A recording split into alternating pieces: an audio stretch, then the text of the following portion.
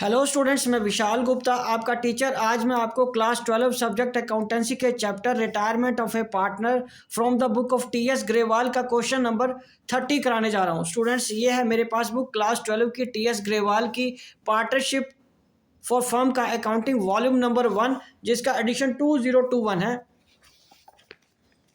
उसका 30th question करवाने जा रहा हूँ। स्टूडेंट्स, ये रही क्वेश्चन की स्टेटमेंट। इसमें क्या गिवन है? X Y Z were partners in a firm sharing profits in the ratio of 2:2:1।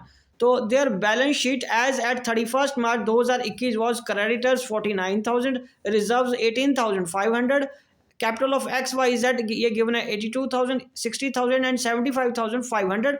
उसका टोटल बन गया क्रेडिट साइड का 2,85,000। और उसके जो एसेट्स हैं वो कैश है, डेटर है, स्टॉक है, बिल्डिंग है और पेटेंट्स है। ये उनकी डिफरेंट वैल्यूज गिवन है। ठीक है जी। तो चलिए आगे मैं क्वेश्चन पढ़ता हूँ। इसको हमें करना क्या है आगे। उसने बताया है कि वाई रिटायर्ड ऑन 1 अप्रैल। ठीक है जी। वाई कब रिटायर हो रहा है? 1 अप्रैल को। On the following terms, goodwill of the firm was valued at 70,000 and was not to appear in the books. तो इसका मतलब इसको हमें सैक्रिफाइस गेन रेशो में एंट्री करनी है, तो ये मैं वर्किंग नोट में आपको करके दूंगा। उसके बाद है bad debts of ₹2,000 were to be written off. 2,000 के बैड डेट्स हमें रिटर्न ऑफ करने हैं। And patents were considered as valueless, और पेटेंट्स की कोई वैल्यू हमें कंसिडर नहीं करनी। तो prepare revaluation account, partners capital accounts and balance sheet of the X and Z after Y's retirement. तो चलो ये क्वेश्चन है, मैं आपको करके देता हूँ। ये देखिए, मैंने आपके लिए मतलब आपको क्वेश्चन कराने के लिए एक रीवैल्यूएशन का फॉर्मेट पहले बना लिया है, कैपिटल अकाउंट का फॉर्मेट बना लिया 3 पार्टनर्स को लेके, और ये बैलेंस शीट का फॉर्मेट अगले पेज में बना लिया, और नीचे ये वर्किंग नोट के लिए जगह छोड़ दी है। ठीक है जी। तो चलिए हम स्टार्ट करते हैं। एक एक करके ट्रांजैक्शन में जो उसने कहा है हमें करने को, वो हम करते जाते हैं। तो सबसे पहले मैं यहाँ लिखता हूँ पर्टिकुलर्स। ठीक है जी। तो ये भी पर्टिकुलर्स आ गया। अब सबसे पहले हम देखें कि वर्किंग नोट में उसने हमें कौन सी एडजस्टमेंट दी है। उसने हमें एडजस्टमेंट दी है गुडविल की। तो गुडविल ऑफ द फर्म क्या है? वो 70,000। और रिटायर कौन हो रहा है? रिटायर हो रहा है वाई। तो वाई इज रिटायरिंग। मैं अगले पेज पे पहले आके यहाँ वर्किंग कर लेता हूँ। तो ये आएगा वर्किंग नोट। पहले वर्किंग नोट से ही काम शुरू करने पड़ेगा, क्योंकि पहली एडजस्टमेंट ही गुडविल से रिलेटेड है। वर्किंग नोट वो क्या कह रहा है? Calculation of goodwill, calculation of wise share of goodwill, share of goodwill. तो उसमें हम क्या करेंगे? गुडविल कितनी है बेटे? बोलो। वाइज शेयर कैसे आएगा? Goodwill of the firm, goodwill of the firm, उसको आप मल्टीप्लाई कर देंगे शेयर ऑफ वाई से, शेयर ऑफ वाई से। तो गुडविल ऑफ फर्म की कितनी है? 70,000। और वाई का शेयर कितना है बेटे? वाई का शेयर है 2/5, 2/5 है ना। तो ये आ जाएगा वाई का शेयर 70,000 इंटू 2/5 कर दो, तो ये आ जाएगा 28,000। ये कितना आ जाएगा? 28,000। ठीक है स्टूडेंट्स, ये 28,000 आ गया। अब हमें इसको बांटना कैसे है? अब हमें इसको बांटना है। देखो, ओल्ड रेशो कितनी थी? ओल्ड रेशो थी एक्स वाई और जेड की 2:1। ठीक है जी। वाई रिटायर्स हो रहा है और हमें कोई अलग से रेशो नहीं गिवन है। तो उस केस में जो हमारा गेनिंग रेशो रहता है वो उसी रेशो में रहता है जिसमें हमारा ओल्ड रेशो था। सो एक्स और जेड का गेनिंग रेशो भी यही रहेगा और न्यू रेशो भी इतना ही रहता है एक्स और जेड का। और ये एंट्री हमें गेनिंग रेशो में करनी है। मतलब इसमें मैं क्या एंट्री करूंगा? X is capital account debited. ठीक है जी। Z is capital account debited to Y's capital. और इनका अमाउंट कैसे आएगा वो मैं बताता हूँ। एक्स इज गेनिंग अमाउंट कितना आया? एक्स का गेनिंग अमाउंट कितना आया स्टूडेंट्स? वो है 28,000। 28,000 का 2/3। और यहाँ पे आएगा wise Z is gaining amount कितना आएगा? 28,000 का इंटू 1/3। तो 28,000 इंटू 2/3 ये आ जाएगा 18,000। हाँ जी, 667। 18,667। और ये कितना आ जाएगा? 28,000 का बटे 3 कर लोगे तो 9,333। तो ये ठीक है जी। यहाँ मैं एंट्री करूँगा 18,667 9,333। ठीक है जी। ये आ जाएगी 18,667 9,333। और ये टोटल फिगर हमारे पास बन जाएगी 28,000 की।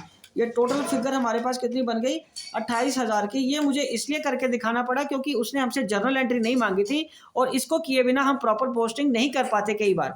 ठीक है जी, तो चलिए अब हम बी एडजस्टमेंट करते हैं।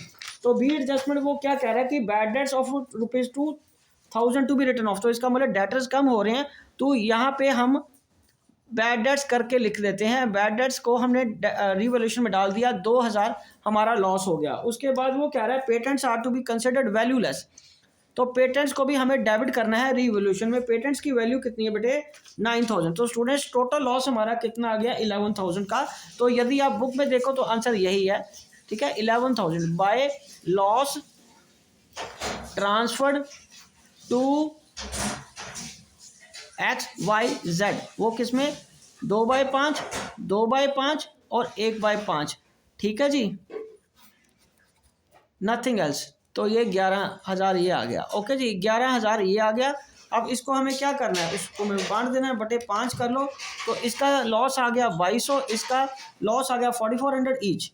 ऊपर वाले दोनों का डबल है ना, इससे ट्वाइस है ना, तो वो आ जाएगा 4400, 4400, 4400 और 4400। ये हमारा रीवैल्यूएशन एक स्टेप कंप्लीट हो गया। अब हम करेंगे कैपिटल अकाउंट को कंप्लीट। तो पहले लिखेंगे by balance brought down. By balance brought down में ये देखिए बैलेंस शीट में जो हमें क्वेश्चन में गिवन है कैपिटल के बैलेंसेस वो है 82,000, उसके बाद क्या गिवन है 60,000 और तीसरा क्या गिवन है 75,500, ठीक है जी। और इसके बाद इधर क्या गिवन है टू रिवैल्यूएशन लॉस कितना 4,400 का और अगेन 4,400 का और यहाँ पे 2,200 का। तो ठीक है, अब हमें क्या करनी है, ये जर्नल एंट्री पास करनी है जो हमने नीचे ये करी थी जिसमें हमने y को पैसे देने हैं, ठीक है जी। तो इस केस में आएगा y by x is capital and by z is capital, और ये पैसा किसको मिलेगा y को 18,667, ठीक है जी, और 9,333। और इधर करके क्या आएगा टू वाइज कैपिटल करके y की कैपिटल करके 18,667 x की कैपिटल से डेबिट हो जाएगा और 9,333 किस में से डेबिट हो जाएगा z के कैपिटल से, ठीक है जी। तो इसके अलावा और कौन सी एंट्री है, और उसके अलावा है रिजर्व्स। तो बाय रिजर्व्स करके भी हम बांट देते हैं। रिजर्व्स का कोई ट्रीटमेंट नहीं गिवन था हमें, तो यदि क्वेश्चन साइलेंट होता है रिजर्व्स के बारे में, ठीक है, तो उस केस में हम उसको बांट देते हैं उसकी ओल्ड रेशो में। तो 18,500 डिवाइडेड बाय 5 करके ये आ गया 3700, 3700 की ये रिजर्व आ गए और इसको ट्वाइस कर दो तो ये कितना आ गया 7400 ईच, 7400 ईच आ गया। तो अब हम इसका क्या करेंगे कैपिटल अकाउंट के बैलेंसेस मिला लेंगे, क्योंकि इसके अलावा अब हमें कोई इन्फॉर्मेशन ना पता है, ना गिवन है, ना ही कोई और एडजस्टमेंट करनी है। तो 82,000 प्लस 7,400, ठीक है जी, 82,000 एंड 7,400 इसका टोटल करके आ गया 89,400। इन दोनों को हम माइनस कर देना उसमें से 4400 और 18,667, ये आ जाएगा 66,333 टू बैलेंस कैरी डाउन, ठीक है, ये आ जाएगा 66,333, ठीक है जी। इसका टोटल कर लो और इसका टोटल करो, इसको माइनस करके फिगर कितनी बच गई 66,333 या 89,400 में से ये दोनों फिगर्स को आप माइनस कर दो तभी फिगर कितनी बचेगी 66,333। अब उसके बाद मैंने ये छोड़ा है इसलिए लाइन क्योंकि यहाँ वाइज लोन अकाउंट आएगा, वाई को पेमेंट नहीं करने को बोल रहे हैं ना वो, तो वाई का लोन आ जाएगा। इसका वाई का टोटल करिए, ये 60,000 प्लस 18,667 प्लस 9,333 प्लस 7,400, ठीक है जी। तो ये आ गया 95,400 माइनस 4,400, तो ये कितना आ गया लोन इसका 91,000 का, लोन कितना आ गया 91,000 का। तो 70,500 प्लस 3700 ये कितना आ गया 79,200, कितना आ गया बेटे 79,200 माइनस 2,200 माइनस 933, ठीक है। तो ये आ जाएगा हमारा इसका जो बैलेंस आया 67,667। तो 79,200 और ये 95,400 ये हमारा बैलेंस आ जाएगा, ठीक है जी। तो इन दोनों का एक्स और जेड का तो बैलेंस ब्रॉट डाउन आ गया और वाई का लोन अकाउंट आ गया, ठीक है जी। बिकॉज वाई रिटायर हो रहा है, उसको पेमेंट करने को नहीं बोल रहे, तो उसके लोन अकाउंट में पैसा स्टैंड रहेगा। तो चलिए अब हम बनाते हैं बैलेंस शीट। बैलेंस शीट बनाने के लिए स्टूडेंट्स हमें पुरानी जो ओरिजिनल बैलेंस शीट है उसके फॉर्मेट को देखना पड़ता है कि हमने कहाँ कहाँ एडजस्टमेंट की है। तो सबसे पहले अगर मैं लायबिलिटी साइड की बात करूँ तो क्रेडिटर्स की हमने एडजस्टमेंट करी थी, कोई एडजस्टमेंट नहीं करी थी, तो वो 49,000 वैसे का वैसे आ जाएगा। उसके बाद आपने रिजर्व डिस्ट्रीब्यूट कर दिए थे और वाई का तो लोन अकाउंट आ जाएगा, कैपिटल अकाउंट की जगह पे वाई का लोन अकाउंट कितने का है 91,000 का हमने बनाया है सारी एडजस्टमेंट्स करने के बाद। और Capitals of x and Z वो कितने हैं 66,333। ये और जो अब आफ्टर ऑल एडजस्टमेंट्स नया कैपिटल अकाउंट बनाया है उसकी फिगर्स लेनी है हमें, ठीक है जी। और इसके बाद बताइए आपने कैश में कुछ चेंज किया, कुछ चेंज नहीं किया कैश में, तो वो एज इट इज ही 8,000 आ गया। दूसरा क्या है डेटर्स, डेटर्स में we have not made any changes 19,000 again it will appear. Debtors में 19,000 में से 2,000 के हमने बैड डेट माइनस किया था, तो ये कितना आएगा 17,000, ये कितना आएगा 17,000 का। डेटर्स कितने के आ जाएंगे 17,000 के। और उसके बाद स्टॉक में चेंज था, स्टॉक में मैं रीवैल्यूएशन देख रहा हूँ कोई चेंज नहीं था, तो ये 42,000 आ गया। उसके बाद क्या है building, building there was no change in the value of the building, तो building will also appear in the same value as it is already given in the books. और पेटेंट बिल्कुल नहीं आएंगे क्योंकि पेटेंट जीरो हो गए थे। Now we will match the balance sheet, कोई भी साइड शुरू कर लो दोनों की तरफ का टोटल सेम ही आएगा। I am starting from the asset side that is 8,000 plus 17,000 plus 42,000 plus 2,07,000, तो ये टोटल आ गया 2,74,000 and you can check from your book this is the answer. Now I will tally the tally the total of the credit side 49,000 91,000 66,000 333 49,000 plus 91,000 plus 66 333 and 67667, तो ये आ गया आपका 2,74,000। इसका भी 2,74,000 आपका आंसर आ गया, ठीक है जी। तो स्टूडेंट्स ये रहा बैलेंस शीट का टोटल आपका मिल गया। तो मैं आपको एक बार दोबारा सारा क्वेश्चन सम अप कर देता हूँ, समराइज कर देता हूँ। सबसे पहले आप क्वेश्चन में देखें तो हमें बनाना था एक बेटा रीवैल्यूएशन, फिर कैपिटल अकाउंट और फिर बैलेंस शीट, ठीक है जी। तो मैंने स्टार्ट किया सबसे पहले वर्किंग नोट में, जो ए हमें कैलकुलेट करना था वाइज शेयर ऑफ गुडविल, क्योंकि उन्होंने बताया कि जो फर्म की गुडविल है वो 70,000 है और उसकी ओल्ड रेशो से मैंने उसका शेयर निकाल दिया 28,000। ओल्ड रेशो मेरे पास गिवन थी 2:1।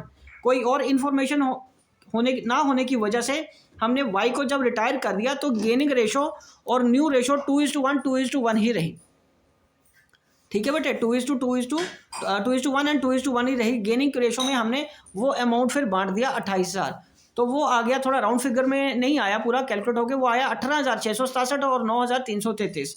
उसकी मैंने यहाँ पे एक वर्किंग नोट में जर्नल एंट्री कर ली क्योंकि उसने हमें मेन एंट्रीज में मांगा नहीं था। और स्टूडेंट्स आपको ये एंट्री फिर पास करने में दिक्कत आती है ऐसे, इसलिए हमें वर्किंग नोट में ये एंट्री करके देख लेनी चाहिए। तो उसके बाद हमने कहाँ पे आए, फिर मैंने 2 एडजस्टमेंट्स की बैड डेट की और पेटेंट्स की, वो यहाँ करके उसका लॉस कैलकुलेट कर लिया रीवैल्यूएशन का, ठीक है जी। रीवैल्यूएशन का लॉस कैलकुलेट करने के बाद फिर उसके बाद मैं अगले स्टेप पे आया पार्टनर्स कैपिटल अकाउंट में। पहले हमने बैलेंस शीट्स के उसके क्या लिए बोलिए बैलेंसेज उठाए, फिर मैंने उधर लॉस ट्रांसफर कर दिया, गुडविल की एंट्री कर दी और रिजर्व्स की एंट्री कर दी। मैं आपको यहाँ स्टेप्स लिख देता हूँ, आपको स्टेप्स लिखने नहीं है लेकिन मैं आपके लिए स्टेप्स लिख रहा हूँ for capital account. For capital account कैसे उसको करना है, पहले आपने लिखना है बैलेंस ओपनिंग, ठीक है, जो बैलेंस शीट में गिवन है। उसके बाद दूसरे में आप अगर रिजर्व्स हैं वो एंट्री कर दो, तीसरे में अगर गुडविल की एंट्री है तो गुडविल की एंट्री कर दो, चौथे में प्रॉफिट और लॉस ऑफ